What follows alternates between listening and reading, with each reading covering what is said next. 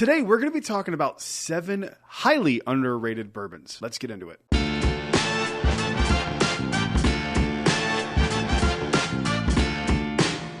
Hello everyone, welcome back to Brad's Bourbon Reviews. I'm Brad, and today we're going to be talking about bourbons that are underrated for one reason or another. Underrated can mean several things. It can be a bottle that drinks above its quality for the price. It can be a bottle that's hard to find but actually really, really good. Or it can be a bottle that people just don't talk about for whatever reason. And that's the case for most of these. So let's go ahead and jump into these here. These are in no particular order. First one up here is a bottle that's not very cheap. It's hard to get your hands on. I don't even remember where I got this bottle from. I think I got it in a trade. I had heard it was kind of okay. And then when I tried it, I was like, this is amazing. I'm going to have one of these at all times. And it's probably the best thing that Evan Williams has ever put out. This is the Evan Williams 12-year. Typically, this is a release in Japan, I believe. I love this thing. It's like very leathery and kind of more on the harsher side of bourbons. The nose on this is like kind of unique and very, very interesting. I'm a big fan of this bottle, and I don't hear a lot of people talking about this one. I don't know if it's just because of how difficult it is, but for me, it lives up to being underrated because I don't really hear people talking about it too much. If you can find a way to get your hands on these, you should absolutely do it. They are about $150 if I remember correctly,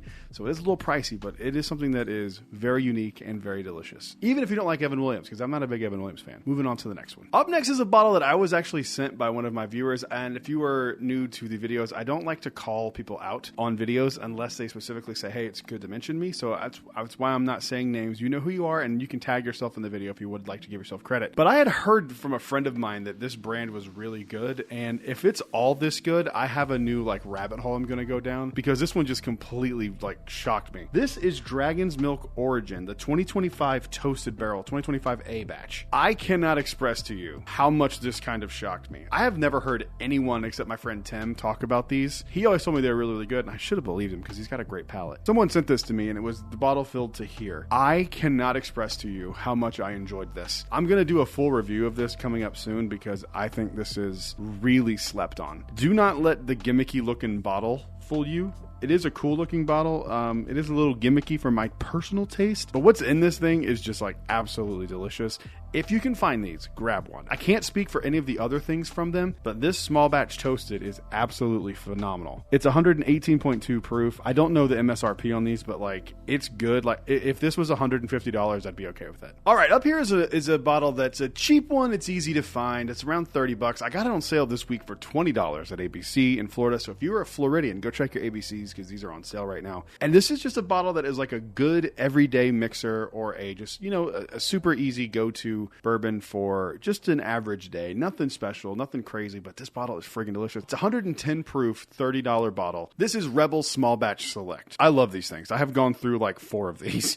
We use these as mixers around the house. It's good bourbon to have on hand. It's very delicious. It's very approachable. It is very vanilla forward. It is very sweet. It is approachable, and it's kind of shocking that it's 110 proof. It doesn't really taste like 110 proof. All right, this is an allocated bottle, and for a while, this was one of the bottles that I'd spent the most on, and it was right when I started getting into bourbon. And I'd always heard good things about Booker's. When I got my very first one, which is what this is, I really fell for it. I thought they were all going to be this good. They are not all created equal. However, out of the 10 or so of these that I've tried, I think this is by far the best one. This is the Kentucky Tea Batch. I love this thing. In my humble opinion, this is by far and away the best Booker's. I think it is just absolutely exceptional. It has all the things that people love about Booker's, that peanutty note, but it's balanced out with a little bit more sweetness than some of the other ones. It's a pretty high proof. It's 126.5 proof. Yep, 126.5 proof. And I just can't sing the praises of this one enough. If you're a Booker's fan and you haven't tried this, try to hunt this one down because this one is truly exceptional and worth your energy. It's really, really good, and I don't hear a lot of people talking about this one when they talk about Booker's.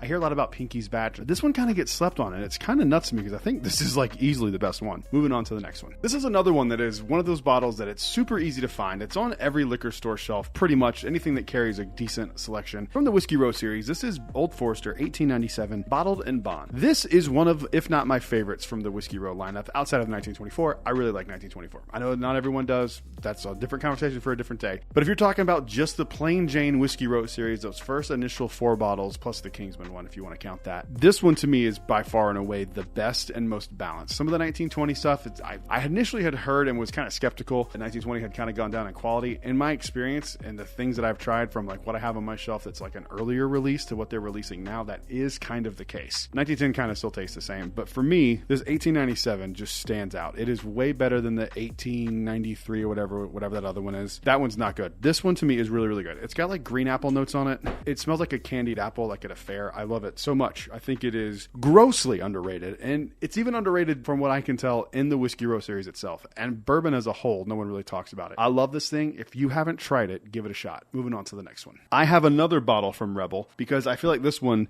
it's a little harder to find, a little more rare. They still do exist though. This is a Rebel 10-year single barrel. These come in, I think, at 100 proof. Yes, 100 proof. This one was aged starting in February of 2006. It's a 10-year, so it came out in 2016. This is an old bottle. These things are so underrated. They are so good. They should be in the conversation with any other 10-year bourbon. I don't know why they're not. They are just as good. The quality is there. They're a single barrel. They do run about $100 when you can find them. I've seen them for about round 110. And I honestly think that's like a steal for a 10-year single barrel bourbon at 100 proof, especially one that's this good. I think you're doing pretty good. And if you haven't tried one of these, try to seek one out.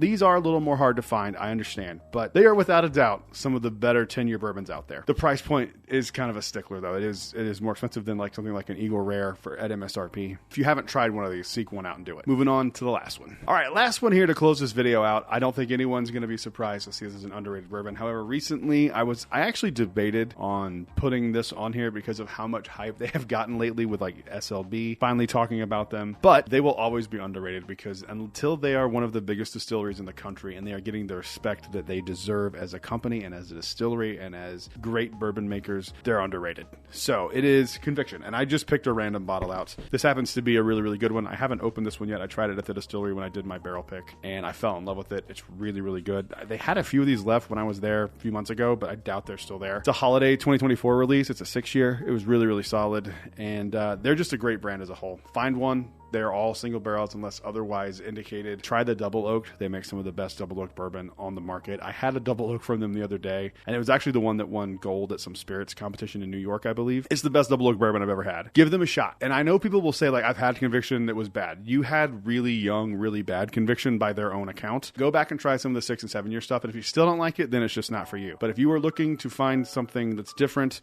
and you want to try something that's some of the best bourbon on the market for a reasonable price, give Conviction a shot. But that's it. Comment down below. Let me know what your underrated bourbons are. While you're down there, make sure you hit like and subscribe because we are on our way to 10,000 subscribers. It sounds so bizarre to say that. And on our way is an understatement because we have to double our current subscriber count. Hopefully we're going to do that by the end of the year. That is up to you. But make sure you hit that like and subscribe. I'll see you guys on the next one. Until then, cheers. A big thank you to all the Patreon supporters you see on screen right now.